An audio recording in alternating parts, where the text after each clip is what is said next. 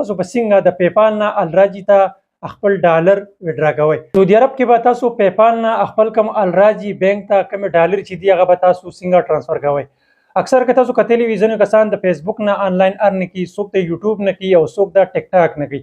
او اکثر زیات کسان چې دی هغه کوم فیسبوک پیج چې دی هغه سره پیپال لینک کړي یا ټیک ټاک سره خپل پیپال لینک کړي.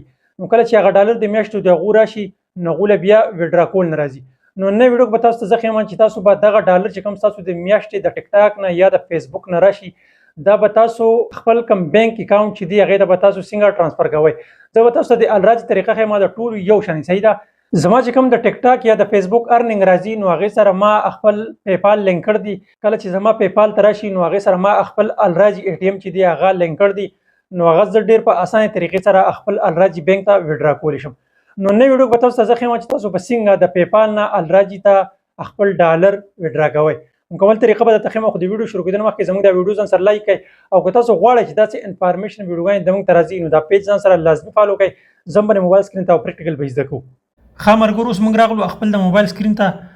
تاسو به د پیپال نه کم خپل د سعودي عرب بانک ته کم تاسو ډالر چې دي هغه به تاسو څنګه وډرا کوئ. نننۍ ویډیو کې به تاسو ته زه د مکمل طریقه ښیم. تاسو چې کم بانک ته هم وډرا کوئ طریقه ټوله یوه ده. ما سره خپل د الراجي کم ای ټی ایم چې دی کارت هغه سره لینک کړ دی. تاسو ور سره د هر بانک ای ټی ایم کارت چې دی هغه لینک کولی شئ. ټیک ده. نو زه به خپل پیپال اوپن کوم.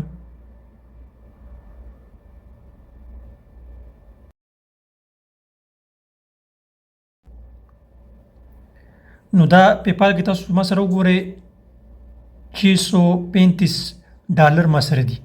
دغه د ډالر باندې به زه کلیک کوم. ډالر من چې ما کله کلیک کړ نو لاندې تاسو ښکاري ټرانسفر. په دې ټرانسفر باندې به زه کلیک کوم. نو ټرانسفر چې ما کله کلیک کړ نو بیا به زه خپل فینګر ولګوم. نو دا تاسو وګورئ دې سره ما دا دوه کارډونه چې دي یې لینک کړي دي. یو د الراجي دی، ما دا کلاسیک ډیبټ کارت دی، یو د برق ریډ ما دا دی. ټیک ده. نو زه د الراجي ته یې کنورټ کوم. دې باندې به زه کلیک کوم او دې کې تاسو ته لاندې ښکاري دې باندې 19 ریال چې دی دې باندې ټیکس دی. نو بیا به زه کته نیکسټ باندې کلیک کوم. نو نیکسټ باندې ما کله کلیک کړ نو دوی وایي چې ته څومره ډالر چې دی هغه خپل بانک اکاونټ ته وډرا کوئ. نو زه دا ټول 634.43 دا ټول زه وډرا کوم. دلته به زه ولیکم 634.43 دې باندې ما کلیک کړ. اوس به زه نیکسټ باندې کلیک کوم.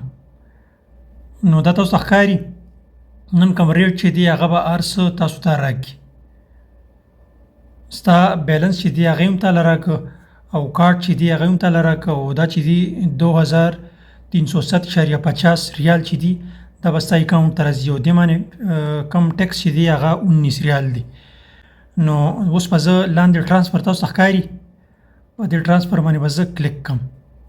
دې باندې چې ما کله کلیک کړم نو دا تاسو ته ښکاري 2288 دا زما اکاونټ ته ټرانسفر شله. ډن باندې به زه کلیک کوم. دا تاسو ته ښکاري سیکنډونو حساب سره میسج چې دا هم راغی. دا ښکاري دا وګورئ دا زما اکاونټ ته 2288 ریال چې دي دا زما اکاونټ ته بالکل راغله.